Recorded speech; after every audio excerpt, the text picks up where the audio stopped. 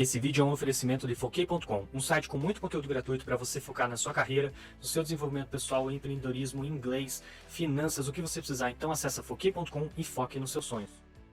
Como é que um trauma que já virou parte da personalidade da pessoa deixa de ser, ou ele limpa, é eliminado? Como é que isso acontece? Não, ele não é esquecido. Ele é ressignificado.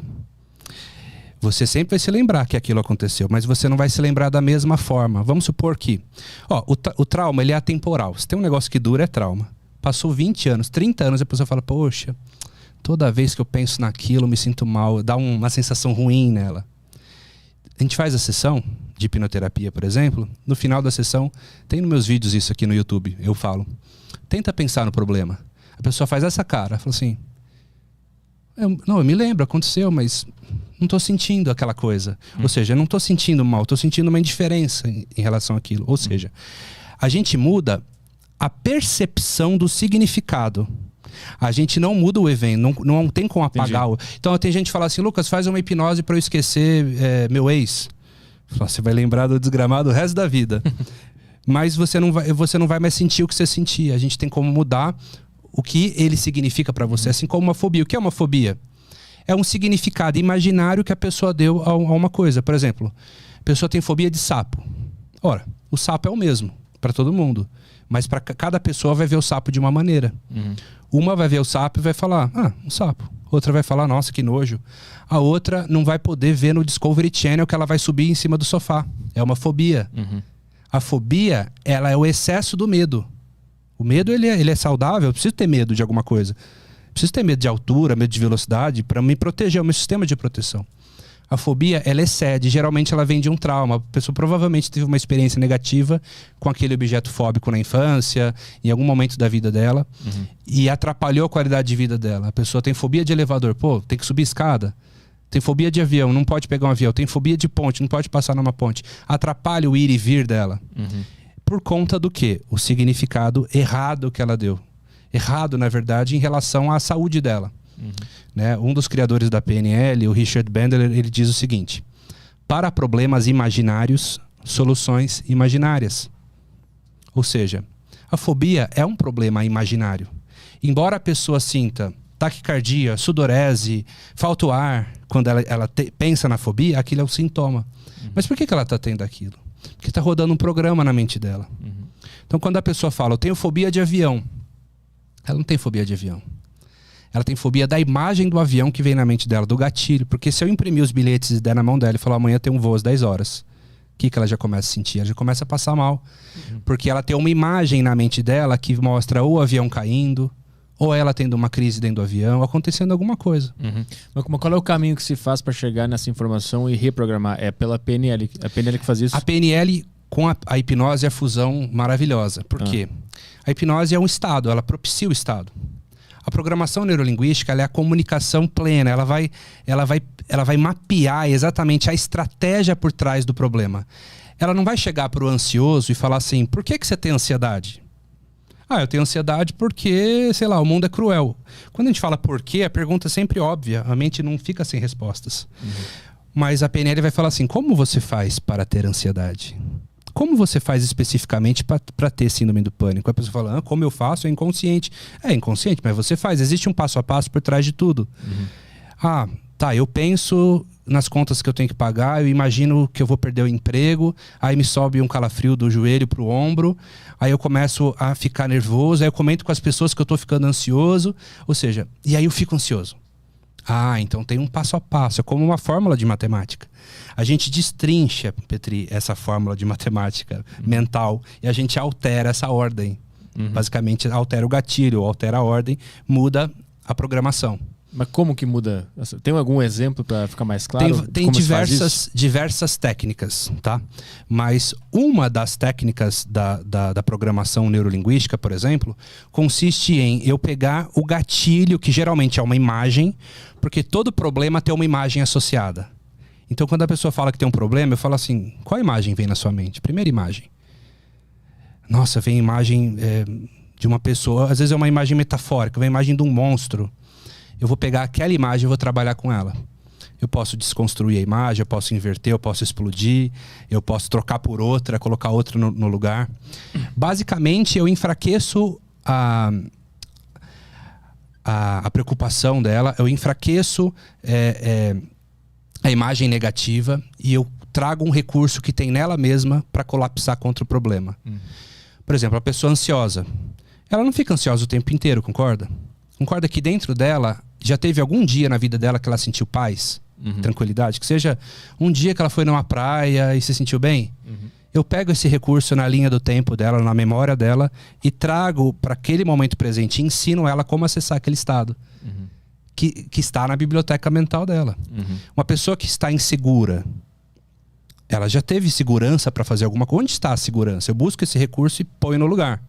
É uma das estratégias. Uma coisa que eu costumo falar que é interessante, Petri, é que assim, todo mundo tem fé em alguma coisa. Tem gente que fala, poxa, eu não tenho certeza das coisas. Aí eu falo, você está certo disso? Sim, tenho certeza. Então você tem certeza de alguma coisa. Por exemplo, você tem certeza que amanhã o sol vai nascer? Tem certeza? A pessoa fala, tenho. Você tem filho? Tenho. Você ama seu filho? Amo. Você tem certeza? Tenho. Então você tem fé, você tem certeza em alguma coisa. Mas quando eu falo assim, você acredita que você pode ganhar o dobro do que você ganha? Ah, poxa, eu já não sei. Mas a certeza, ela existe em você. Ela existe em algum lugar da sua mente. Até o jeito que você fez com o seu corpo, com o seu rosto, falou, sim, óbvio que eu amo meu filho. Mas você não vai ter esse mesmo tipo de crença, muitas vezes, para falar assim, é óbvio que eu ganho dinheiro. Sabe? Ela precisa de construir. A programação neurolinguística vai me ajudar a construir o estado de convicção. Mas aí não tem a ver com o fato de que o amor pelo filho existe, ela sente, consegue ver e ela não tem esse dinheiro a mais. Então ela não está só percebendo a realidade? Sim, só que ela tem também uma imagem associada ao filho. Eu me mapeio, eu busco como um modelo de crença que ela tenha. Porque, Petri, a nossa mente, ela não distingue o real do imaginário. O que é real? Você parar para pensar, né? Como dizia o Morpheus do Matrix, se você está falando sobre o que você pode ver, tocar, sentir, saborear, o real são sinais elétricos interpretados pela sua mente. O que você vê, o que você imagina para sua mente é a mesma coisa. Então a PNL trabalha muito com os seus modelos mentais, as referências que você tem, certo? Tanto boas quanto ruins. São modelos, são aproveitáveis. Ela diz que todo comportamento é útil em algum lugar. Por exemplo, a raiva, ela é ruim? Não, ela pode ser muito bem usada, né? Tem gente que quando ativa a raiva, ela produz pra caramba. Então, a raiva ela não é ruim, mas às vezes você está tendo raiva no ambiente de trabalho. Então, você, por exemplo, ter foco é bom? É muito bom para você usar lá na hora de fazer a prova, para não dar branco. Sabe? Mas você está tendo foco no videogame. Ou seja, o foco existe em você. E você só está focando no videogame. Não que seja errado, mas você está focando no estudo. Ou seja, você tá, na hora que tem que ficar calmo, você tá ficando nervoso. Na hora que tem que ficar bravo, às vezes você tá calmo. Então, como distribuir melhor os meus recursos internos? Agora, para focar, como que eu ativo o foco? Qual o meu modelo de foco? Por isso que ela surgiu da modelagem. Ó, só para dar uma introdução. A programação neurolinguística, ela surgiu com a ideia de ser a modelagem da excelência humana. Ou seja, quais os comportamentos das pessoas excelentes? Como especificamente elas fazem o que elas fazem? Começou especificamente na Califórnia, nos anos 70, na Universidade de Santa Cruz, quando um neurolinguista, o John Grinder, e um matemático, estudante de computação, o Richard Bandler, estavam curiosos para entender como funcionava a mente dos 3 maiores terapeutas dos Estados Unidos daquela época. Que na época era a Virginia Satir, da terapia familiar. Inclusive eu digo que ela é uma das precursoras da constelação familiar. Ela era uma psicóloga. O Fritz Perls, da Gestalt terapia. E o Dr. Milton Erickson, psiquiatra e hipnoterapeuta. Então eles começaram a fazer um trabalho de modelagem dessas pessoas.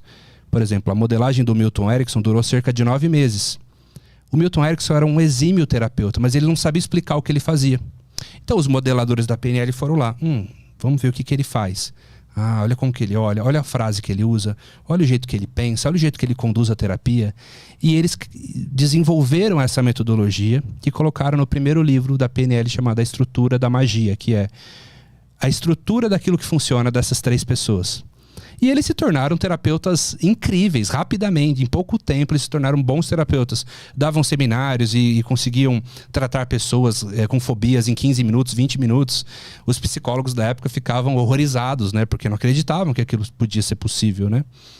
E então ela modela, ela busca um modelo e ela sistematiza. Tem até uma frase que eles dizem o seguinte: nós pegamos o que as pessoas fazem de melhor, sistematizamos e tornamos isso um modelo. Uhum. Então, o modelo, se você parar para pensar, você pega uma pessoa que se admira muito, ela tem habilidades interessantes. Talvez não te interessa todas as habilidades, mas tem uma coisa que ela faz que é muito legal. E tem como você mapear exatamente o que ela faz. Não é copiar. É entender como ela pensa, como ela sente para ser quem ela é. O caminho daquele pensamento. O caminho porque se você sentir o que ela sente, se você pensar o que ela pensa, se você acreditar no que ela acredita, você vai ter comportamentos similares ao que ela tem. Certo? Então, um PNLista, ele é um observador. Ele é um grande observador, porque ele está observando o comportamento humano o tempo todo e está pegando os melhores modelos. A gente chama isso de acuidade sensorial, que é você calibrar a sua percepção para ver o que ninguém está vendo. Sabe? Modelar aquilo que ninguém tá percebendo e você conseguir chegar o mais próximo possível daquele modelo. É uma das frentes da PNL. A PNL tem várias frentes.